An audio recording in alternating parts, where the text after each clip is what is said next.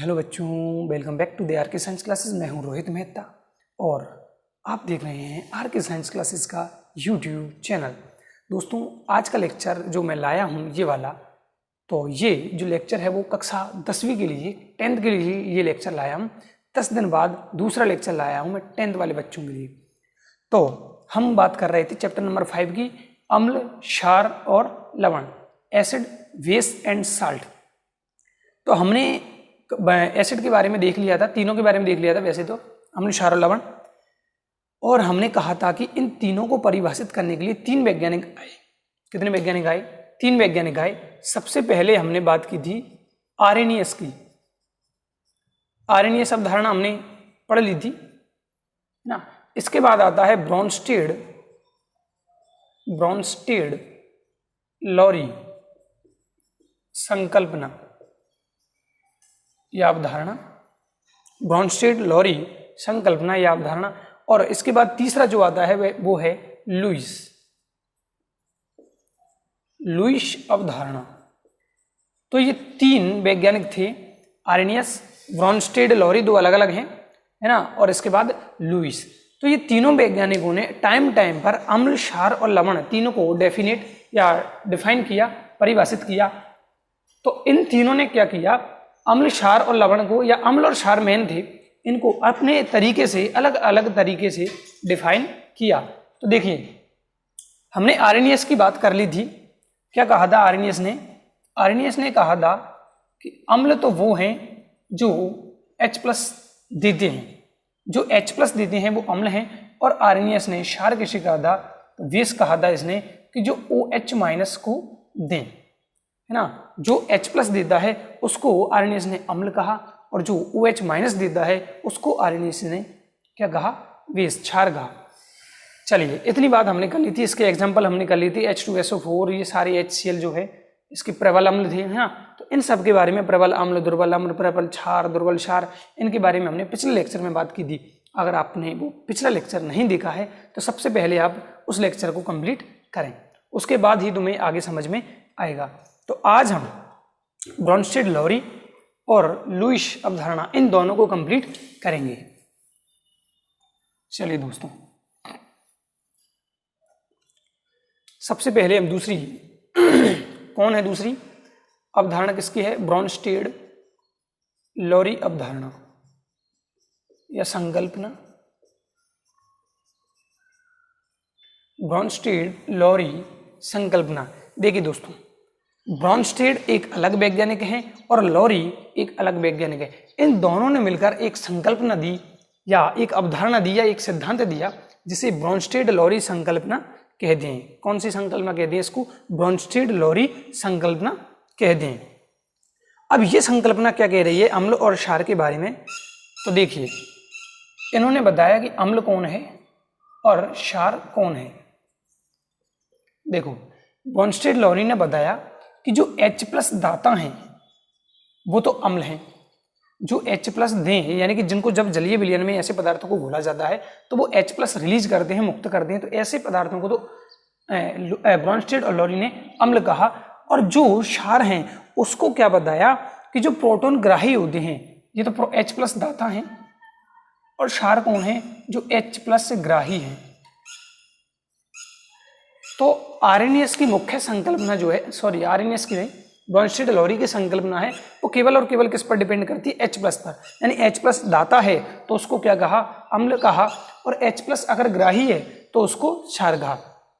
इसके विपरीत हमने जो आर्हेनियस का देखा था, मैं उसको यहाँ पर लिख देता हूँ। आर्हेनियस ने क्या कहा था कि जो H+ दाता है, H+ दाता वो तो क्या था, एसिड था। और यहाँ भी हमने यही बात की कि H+ दाता कौन है, अम्ल है। और यहाँ हमने बात की थी कि OH- दाता जो होगा वो होगा बेस, यानी कि क्षार। तो एक चीज हमें निकल के आई है सामने कि एसिड जो है ना, एसिड वो ब्रॉन्स्टेड लॉरी के, या मैं इसको सिंपल शॉर्ट भाषा में लिखता हूँ, Bronsted Lowry Bl, acid Bl और किसकी, आर्हेनियस की सेम है, सेम। यानी कि जो H+ दाता को आर्हेनियस ने एसिड कहा था, वही अम्ल किसे कहा है, ब्रॉन्स्टेड लॉरी ने भी उस H+ दाता को ही अम्ल कहा है। यानी कि आर्हेनियस के अम्ल और ब्रॉन्स्टेड लॉरी के अम्ल सेम हैं। इतना क्लियर है दोस्तों? अब चलिए इसके बाद इसने और क्या कहा, इसके बाद यहां इन्होंने एक और चीज बताई। यहां एक और चीज के बारे में ब्रॉन्स्टेड लॉरी ने बताया, वो क्या है, संयुग्मी अम्ल, संयुग्मी अम्ल एंड संयुग्मी क्षार। इन दोनों के बारे में भी किसने बताया, ब्रॉन्स्टेड लॉरी ने बताया। क्या बताया देखिए, कि मान लो ये हमारे पास कोई एसिड है जिसके पास हाइड्रोजन आयन होगा ही होगा, है ना, तभी तो वो अम्ल बनेगा। तो ये कोई एसिड है प्लस ये कोई बेस है ना, ये तो कोई एसिड है और ये कोई बेस है। तो जो एसिड होगा उसे हमने क्या कह रहे हैं, जो H+ दाता होगा तो वो एसिड होगा। तो ये जब अपना H+ ये रिलीज कर देगा तो ये किस में चेंज होगा, ए में। ये किस में चेंज हो गया, A- में। क्यों, क्योंकि इसने H+ दे दिया है। और जो V है, बेस है, जो V बेस है वो क्या करेगा, इस H+ को अपने पास ग्रहण कर लेगा या ग्रहण कर लेगा B। तो ये एग्जाम्पल हो गया, एक रिएक्शन है A+B और A के पास क्या होगा, डेफिनेटली H होगा। तो A एसिड, बेस, एसिड किस में चेंज हुआ। अब देखो संयुग्मी अम्ल और संयुग्मी क्षार क्या है, संयुग्मी अम्ल और संयुग्मी क्षार क्या है। लेकिन पहले हमें ये अम्ल, मैं इसका नाम लिख देता हूं, ये एसिड है, ये क्षार है। अब यहां से क्लियर होगा, देखो जो अम्ल होगा वो H+ देने के बाद किस में चेंज होगा, वो होगा संयुग्मी क्षार में चेंज। ये जो अम्ल है वो H+ देने के बाद किस में होगा, संयुग्मी क्षार में बदल जाएगा। अम्ल किस में बदला, संयुग्मी क्षार में। और जो क्षार है वो किस में बदलेगा, वो क्षार बदलेगा संयुग्मी अम्ल में, संयुग्मी अम्ल में। ये बात हमें बिल्कुल अच्छी तरह से समझनी है, मैं इस पे फोकस कर रहा हूं मेन, कि जो अम्ल है जो H+ दाता है वो H+ देने के बाद संयुग्मी क्षार में चेंज होगा। यानी अम्ल किस में बदलेगा, क्षार में। कौन से क्षार, संयुग्मी क्षार में। और जो बेस है, क्षार है, वो किस में चेंज हो जाएगा, संयुग्मी अम्ल में। तो अम्ल क्षार में और क्षार अम्ल में, लेकिन क्या लगाना है आगे, संयुग्मी। इतना क्लियर है दोस्तों। अम्ल किस में चेंज हुआ, संयुग्मी क्षार में। कब, H+ देने के बाद। और V H+ ग्रहण करने के बाद बेस किस में चेंज हुआ, संयुग्मी अम्ल में। तो इतना क्लियर। अब इसको मैं BH+ या HB+ लिख सकता हूं, कोई दिक्कत नहीं है। वैसे ये ज्यादा अच्छा है, ये लिख दे दें HB+। चलिए, तो वो तो संयुग्मी अम्ल है और ये संयुग्मी क्षार है। अच्छा, एक एग्जांपल ले लेते हैं इसका, एक दो एग्जांपल ले लेते हैं। एग्जांपल नंबर 1, एग्जांपल नंबर 1 लेते हैं। तो हम इसमें लेते हैं क्या, H2O प्लस NH3 अमोनिया। जल प्लस अमोनिया को हम जब लेते हैं, रिएक्शन करवाते हैं इन दोनों के मध्य, तो अब देखिए होता क्या है। यानी कि अब जो ब्रॉन्स्टेड लॉरी है वो इस एग्जांपल के द्वारा इसको समझाते हैं। देखिए H2O प्लस NH3 लिया, ये हमारा क्या है, अमोनिया। ये अमोनिया का सूत्र है, NH3, ये सब जानते हैं इसको। ये हमारा क्या है, जल है, H2। अब देखो होता क्या है, इसमें से कौन H+ त्यागेगा, यानी कि इसमें से एक तो H+ त्यागने वाला है और दूसरा H+ को ग्रहण करने वाला। तो जो त्यागेगा उसे ब्रॉन्स्टेड लॉरी ने क्या कहा, उसको अम्ल कहा। और जो H+ ग्रहण करेगा उसको क्या कहा, उसको क्षार कहा। तो देखिए अब NH3 यहां पर क्या करता है, NH4+ में चेंज हो जाता है। कैसे, इस H+ को ग्रहण करके, और जब इसमें से एक H हट जाएगा तो ये क्या बचेगा, ये बचेगा OH-। इतना आया दोस्तों समझ में। NH3 अमोनिया ने इस जल के एक H+ को ग्रहण किया और ग्रहण करते ही क्या आता है, प्लस का चिन्ह आता है ना। तो NH3 इसके पास 3 हाइड्रोजन थे, अब एक हाइड्रोजन इसका लेने के बाद इसके पास कितने हाइड्रोजन हो गए, 4, और ये ग्रहण करने के बाद प्लस का चिन्ह। अब इसने क्या किया, एक H यहां से गया, ये एक H गया, तो इसके पास क्या बना, क्या बचा, एक H+ बचा। तो उसको एक से लिख दो या नहीं लिखो, बात बराबर है। तो ये क्या बचेगा यहाँ पर, OH, और इसने दिया इसलिए क्या आ गया, माइनस। तो H2O प्लस NH3 क्रिया करके क्या बनाएंगे, NH4+ प्लस OH-। अब देखो ये क्या है, यहाँ पर इसने H+ दिया है, NH3 ने, सॉरी H2O ने H+ को दिया है, तो ये क्या हो गया, तो यहां पर ये हो गया अम्ल। ध्यान दें, हमने क्या कहा, H+ दाता को अम्ल कहते हैं, तो इसने H+ यहां पर दिया है, तो ये क्या हो गया अम्ल, और इसने ग्रहण किया है, तो ये तो हो गया क्षार। आगे बात समझ में। अब देखो इस, अच्छा ये अम्ल है, अम्ल किस में चेंज हो गया, हमने कहा अम्ल चेंज किस में होता है, संयुग्मी क्षार में, तो ये हो गया संयुग्मी क्षार। और जो क्षार है वो किस में चेंज होगा, वो होगा संयुग्मी अम्ल में। वो किस में चेंज होगा, संयुग्मी अम्ल में। क्लियर है दोस्तों, एग्जाम्पल से सब कुछ समझ में आता है। एक बार आप इसका स्क्रीनशॉट ले लें जल्दी से। एक बार दोबारा मैं इसको रिवीजन करवा देता हूं, रिवाइव करवा देता हूं। देखो आरएनएस की संकल्पना हमने पहले पढ़ ली थी कि जो H+ दे वो एसिड है और जो OH- दे वो बेस है। अब ब्रॉनस्टेड लॉरी आए, इसने क्या कहा, इसने कहा कि जो H+ दाता है वो तो अम्ल है, लेकिन उस H+ को जो ग्रहण करेगा वो क्या है, वो क्षार है। तो और इन्होंने किसके बारे में बताया, संयुग्मी अम्ल और संयुग्मी क्षार के बारे में। अम्ल और बेस, एसिड और बेस की क्रिया करवाएं तो क्या बनते हैं, एक बनता है संयुग्मी अम्ल और एक बनता है संयुग्मी क्षार। एग्जाम्पल से क्लियर किया हमने। H2+ अमोनिया की क्रिया करवाई तो जो NH3 है वो NH4 में चेंज हो जाती है, क्योंकि इसके एक H+ को, जो H+ दे रहा है उसको अम्ल कहा, तो इसके H+ को NH3 ग्रहण कर लेता है, किस में चेंज होता है, तो अम्ल तो चेंज हुआ संयुग्मी क्षार में और क्षार चेंज हुआ संयुग्मी अम्ल में। क्लियर है दोस्तों। चलिए इसके बाद एक और एग्जाम्पल ले लेते हैं हम, इसका स्क्रीनशॉट ले लें, इसको लिख लें। Example number 2।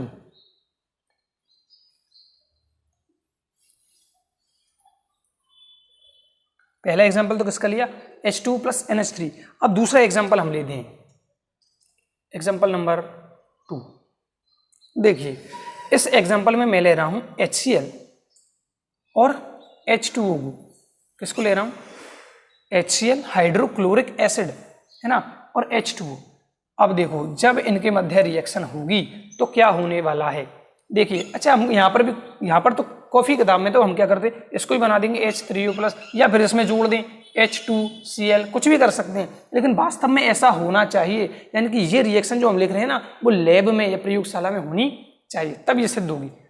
तो हम कुछ लिख नहीं सकते हैं, हम अपने मन से कुछ भी बना सकते हैं, लेकिन ऐसा होता नहीं है। तो देखिए वैसे भी देख लो भाई, आपने कभी क्या H2Cl का नाम सुना है, नहीं सुना ना, क्या सुना है, Cl- जरूर सुना है। तो ये Cl- में चेंज होने वाला है, मतलब इस HCl वैसे सबको पता है अम्ल है, तो ये तो होगा हमारा अम्ल, तो ये कौन बनेगा, क्षार। यानी कि जो अम्ल होगा वो एक H+ यहां से रिलीज करने वाला है।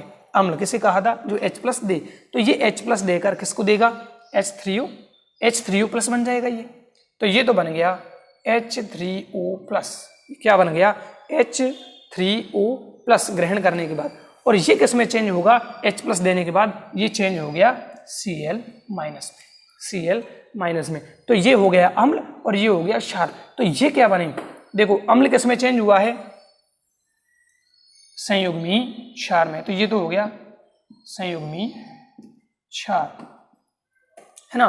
और जो क्षार है वो किस में चेंज हो गया, वो क्षार चेंज हुआ है संयुग्मी अम्ल में, संयुग्मी अम्ल में।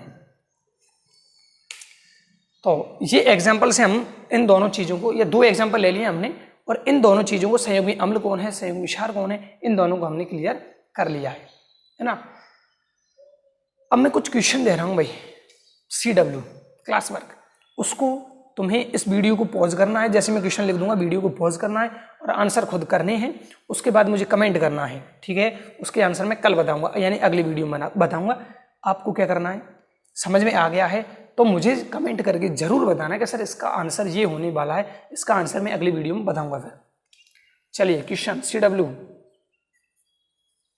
क्वेश्चन नंबर 1, क्वेश्चन नंबर 1 ही दे देते हैं, कोई दिक्कत नहीं है ना। इसका संयुग्मी अम्ल और संयुग्मी क्षार ज्ञात करना है। पहले मैं दे देता हूं, क्वेश्चन नंबर 1 कर लो। संयुग्मी अम्ल बताइए, क्या बताना है, संयुग्मी अम्ल बताना है, ठीक है दोस्तों। लो H2 का संयुग्मी अम्ल कौन होगा, बता दोगे, दूसरा सवाल देता हूं मैं, CO2 का संयुग्मी अम्ल कौन होगा? HCO3 माइनस का संयुग्मी अम्ल बताना है।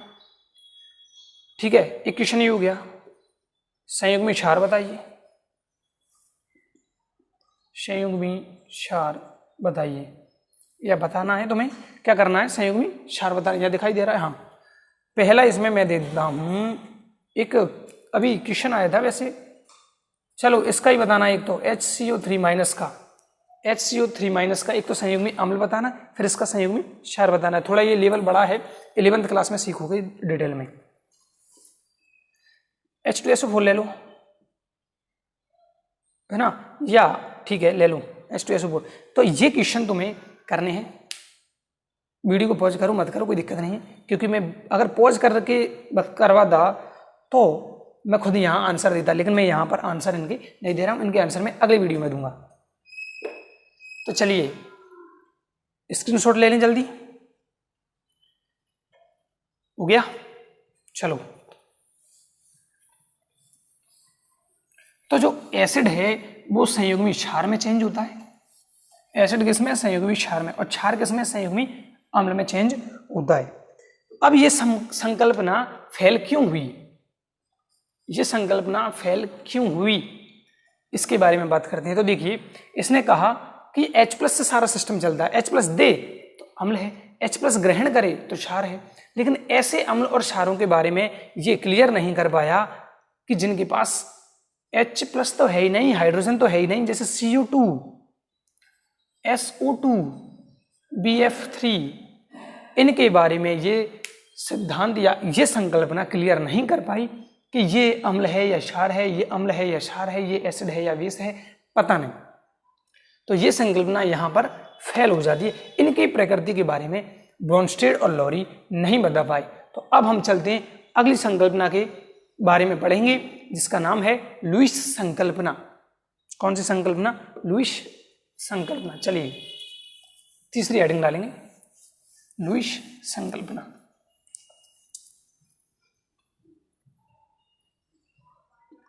टेंथ वाले बच्चे बड़े आराम से पढ़ें। तो अब तीसरी हेडिंग डाल दिए, तीसरी संकल्पना पढ़ते हैं, लुईस संकल्पना। लुईस संकल्पना या लुईस अवधारणा।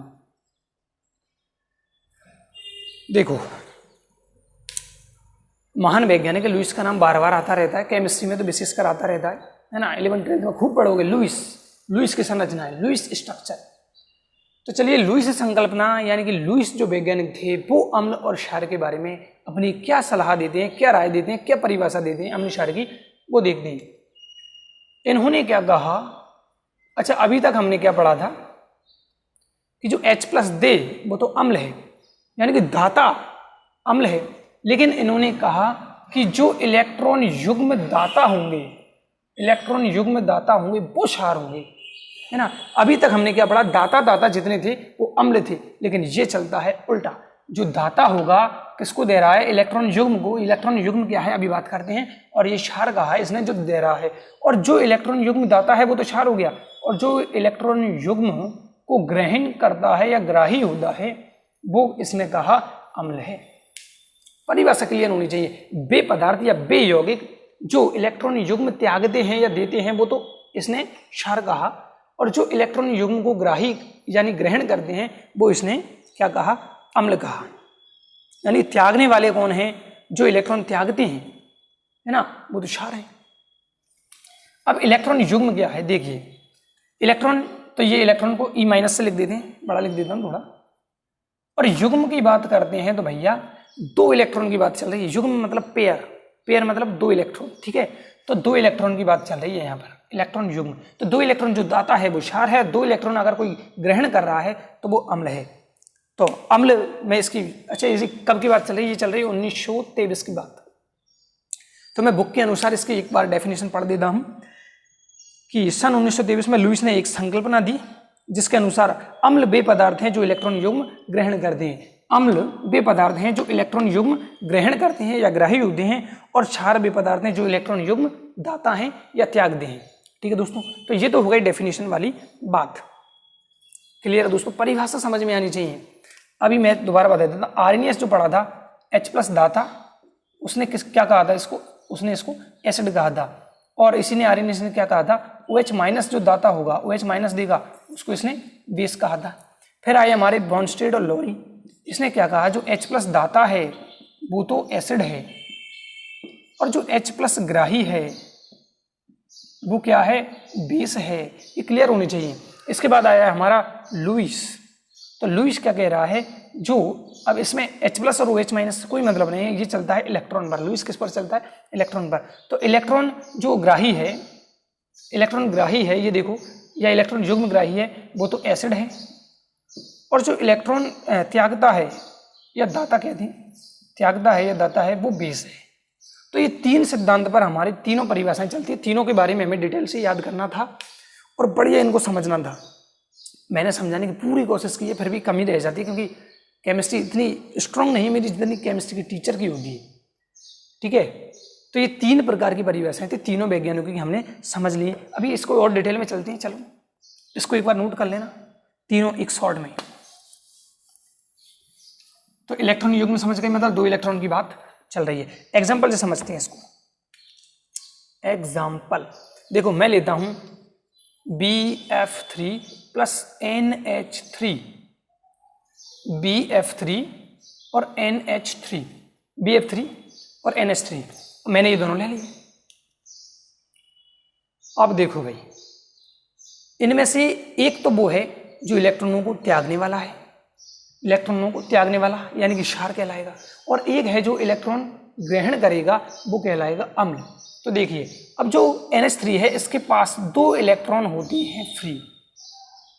जो नाइट्रोजन है ना, नाइट्रोजन है, 3 बॉन्ड तो हाइड्रोजन से बनाए हैं, और 2 इलेक्ट्रॉन इसके पास अभी क्या बचे हैं, फ्री बचे हैं।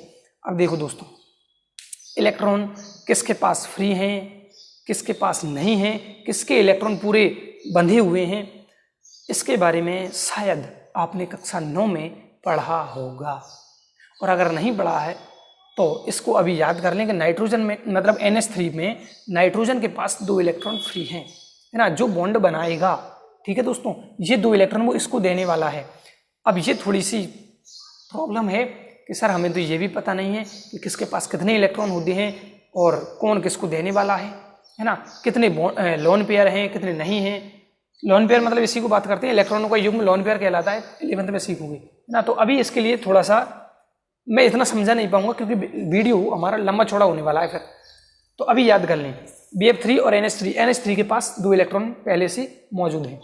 तो अब देखो, इसके पास हैं तो ये देगा, तो ये तो किसका काम करेगा, क्षार का काम करेगा, क्योंकि इसके पास कितने इलेक्ट्रॉन हैं, 2 फ्री है पहले से, जो दे सकता है। तो देने वाले को हमने क्या कहा, क्षार का है। तो BF3 लेने वाला है इलेक्ट्रॉनों को, इसको क्या कहेंगे, अम्ल कहेंगे। क्या कहेंगे, अम्ल। तो इसको ऐसे लिखेंगे हम, देखो कैसे लिखेंगे इसको, B को देगा ये इलेक्ट्रॉन किसको देगा, B को, F को नहीं देगा। ये भी बड़ी क्लासों में सीखोगे, ठीक है, क्योंकि इसके पास कमी है। तो ये किसको देगा, बोरॉन को देगा। B क्या है, बोरॉन। तो अम्ल और क्षार ये तो क्लियर हो गया। अब ये इसको इलेक्ट्रॉन देगा, तो ये ऐसे लिखा जाएगा F3B, क्योंकि बॉन्ड नाइट्रोजन और बोरॉन के बीच बनने वाला है।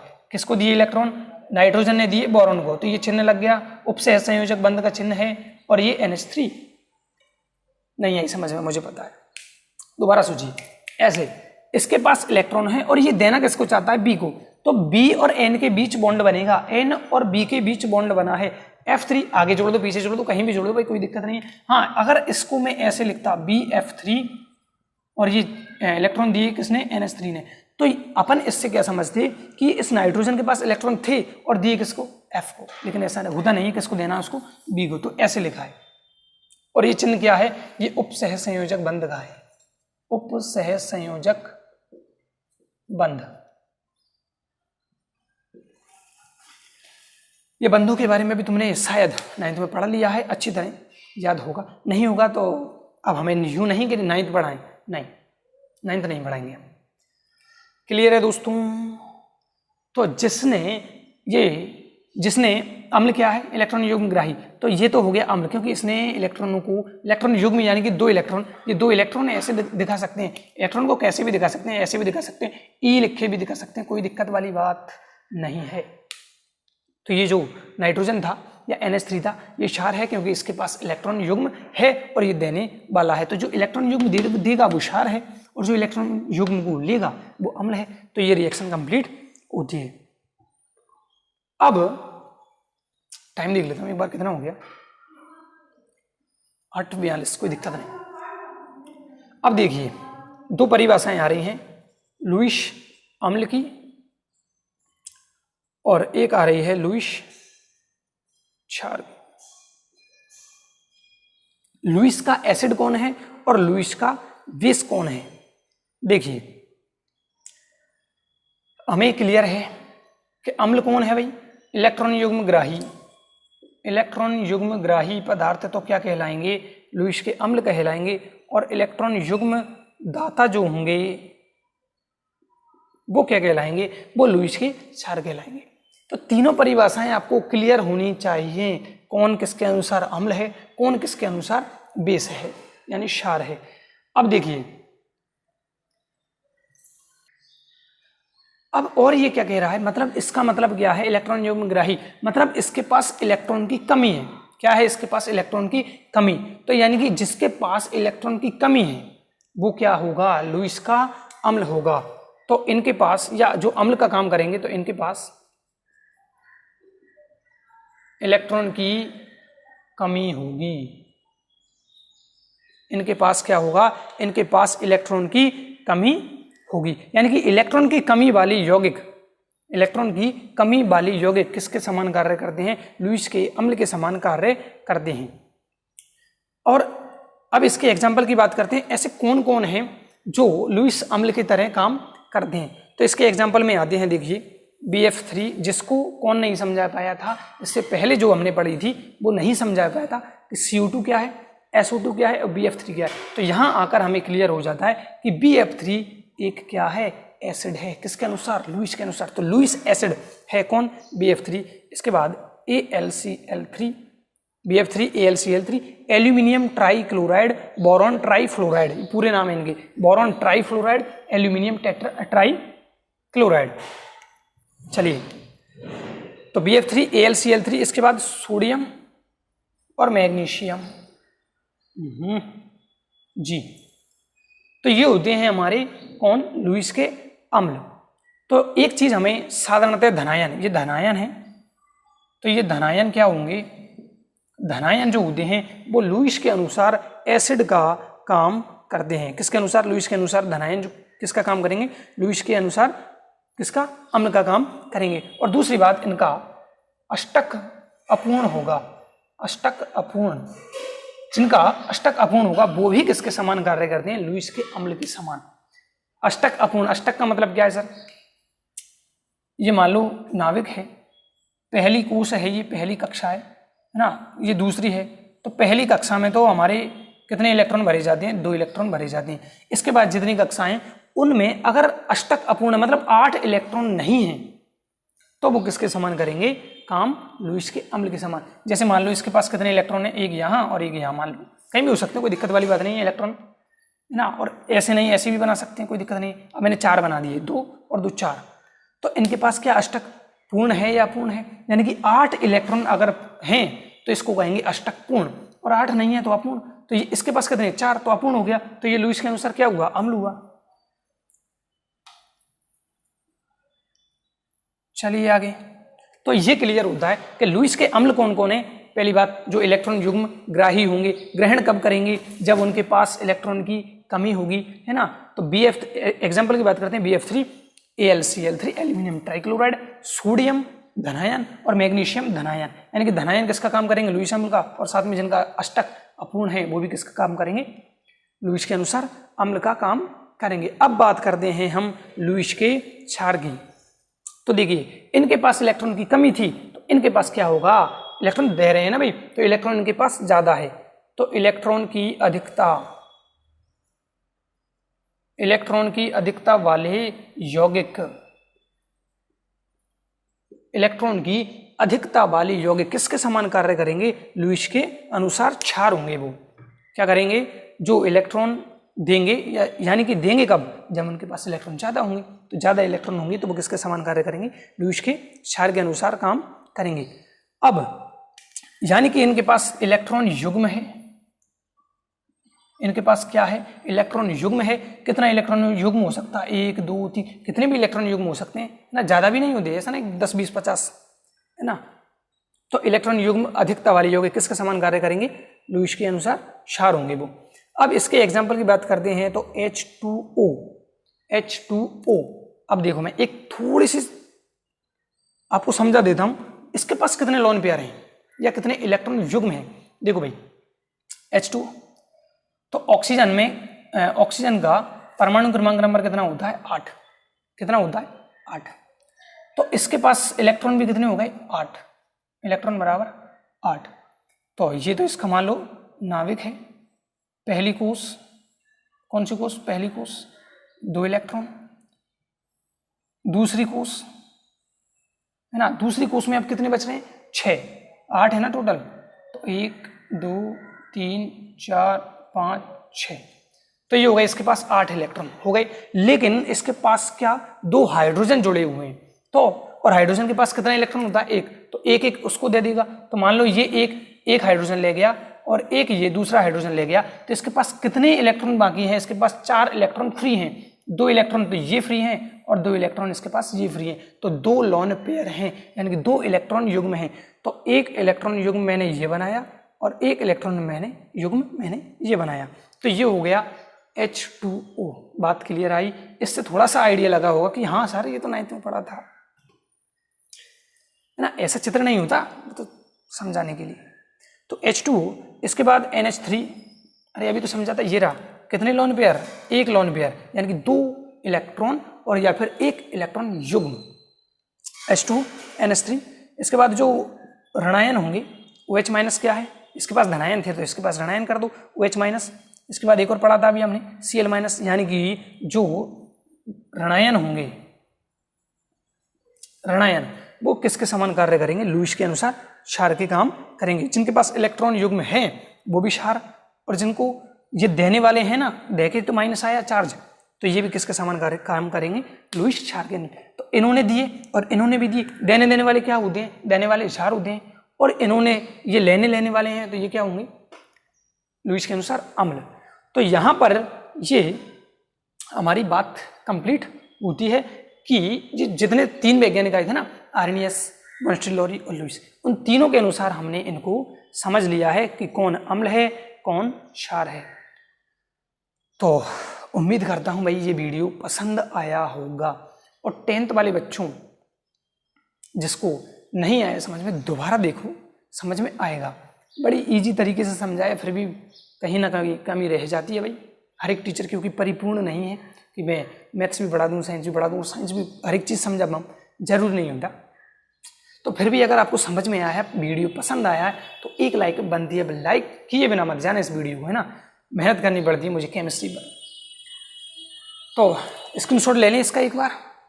चलो हो गया काम, हट जाता हूँ पीछे।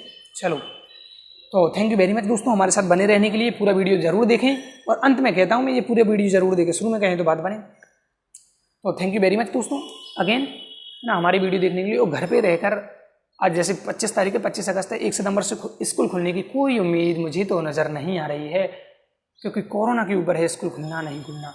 तो अभी कोरोना अपने पैर पसार चुका है पूरे इंडिया में ही नहीं, पूरे देशों में, विदेशों में, सब जगह डेथ भी हो रही हैं। तो आपको घर से बाहर नहीं निकलना है, मैं भी नहीं निकल रहा हूँ। घर से बाहर ना निकलें, घर पे रहें, और पढ़ाई करने के लिए यूट्यूब सबसे अच्छा माध्यम अभी बना हुआ है। कई सारी कोचिंगें वहाँ पर अपना ऑनलाइन कोर्स प्रोवाइड आपको करवा रहे हैं। कुछ फ्री चैनल्स भी हैं जैसे हमारा है, और कुछ पेड चैनल्स भी है जिनको आपको पैसे देने पड़ते हैं। तो हमारा फ्री है, हमारे साथ बने रहें।